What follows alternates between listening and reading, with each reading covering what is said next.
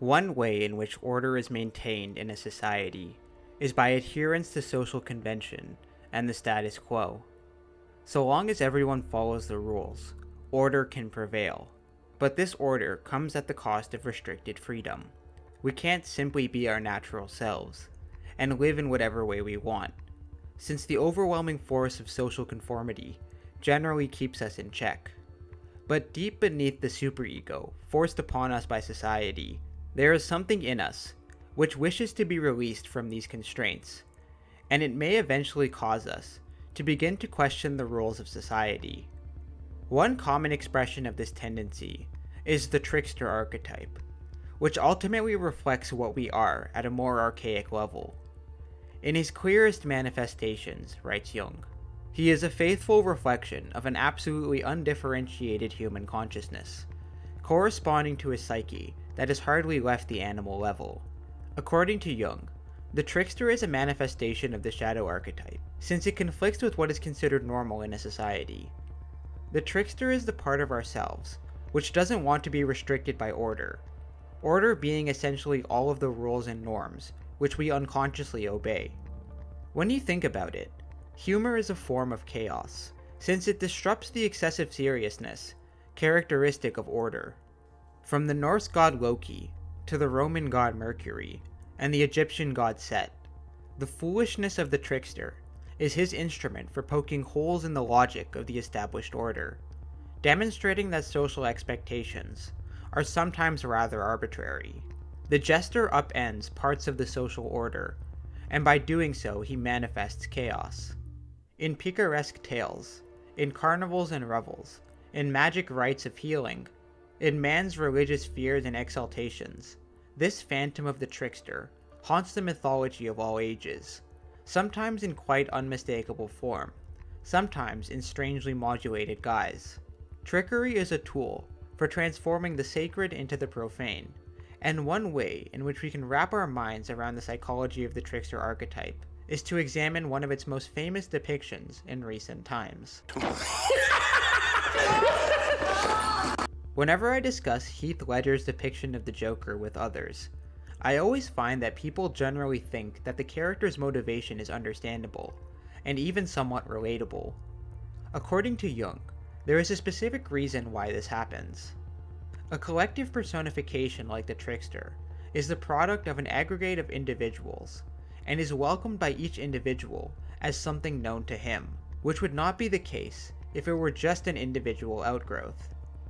In other words, the Joker depicts something which exists in the unconscious minds of everyone, and that is likely the unconscious desire to dismantle the prevailing social order and the seriousness we accord to it. Why so serious? The chaos the Joker brings is different from the chaos that, say, a dragon brings forth. His chaos is a psychological chaos, which forces us to question our faith in the social order, revealing that society is just one big farce.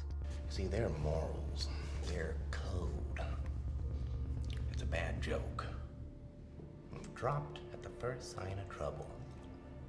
By undermining the citizens of Gotham's confidence in the system, he sows chaos, and even succeeds in turning many people against the rule of law, as they lose faith in society's ability to maintain order.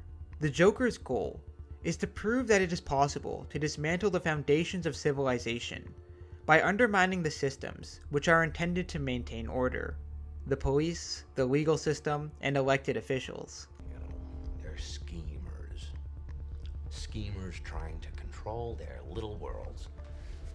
I'm not a schemer.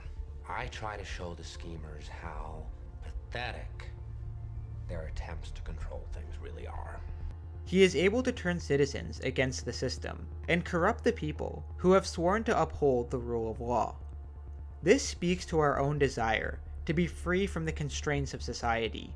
The trickster is the embodiment of our desire for chaos, as we sow anarchy, hoping that the old systems of order will begin to fall apart. Introduce a little anarchy.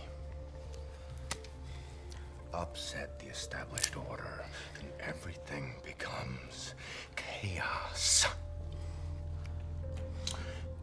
I'm gonna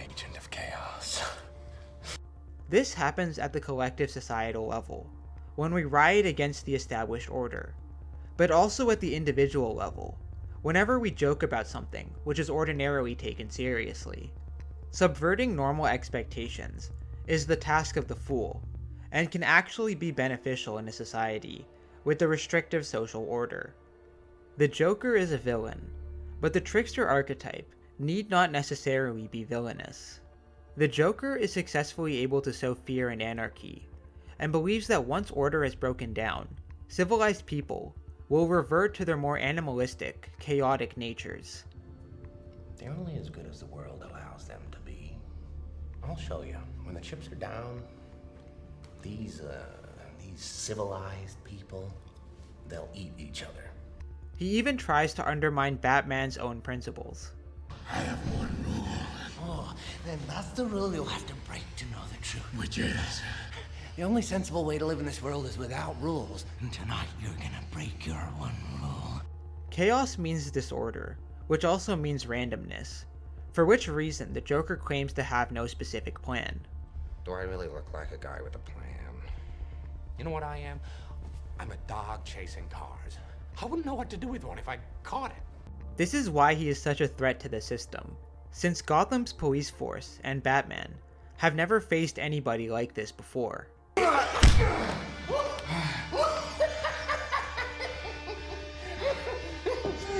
have nothing to threaten me with. The Joker's deliberate deception is also a tool he employs to generate chaos, which is why he never tells a consistent backstory. You wanna know how I got these scars?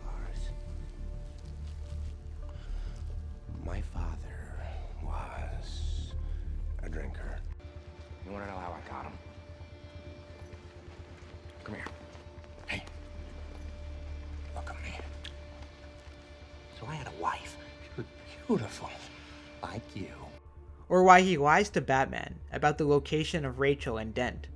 Lies are a deliberate attempt to produce chaos and confusion, whereas adherence and belief in the truth helps maintain order, which is why trolls often succeed in manifesting distrust and suspicion.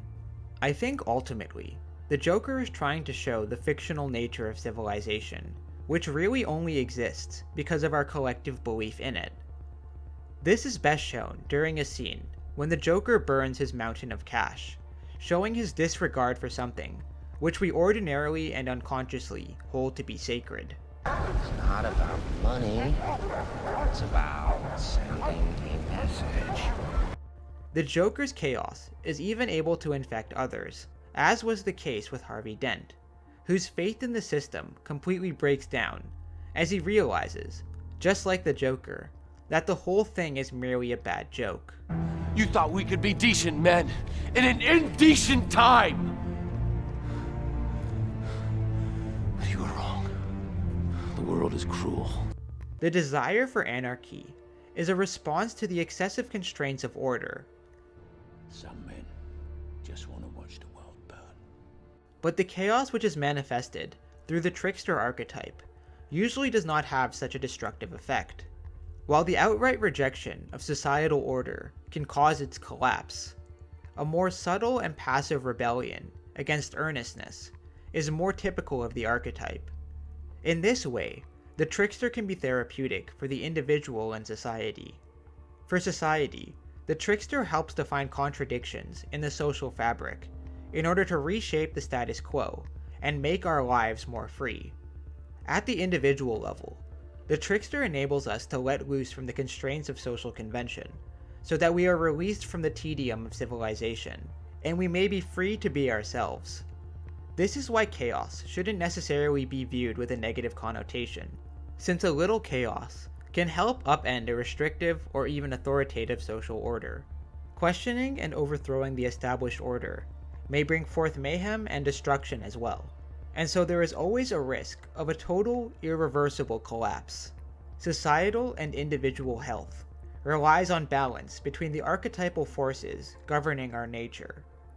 Each of us has the potential to be a fool, to be profane in the face of the sacred, and the Joker speaks directly to the unconscious part of ourselves which, amidst the status quo, wishes to manifest chaos, in order to be truly free.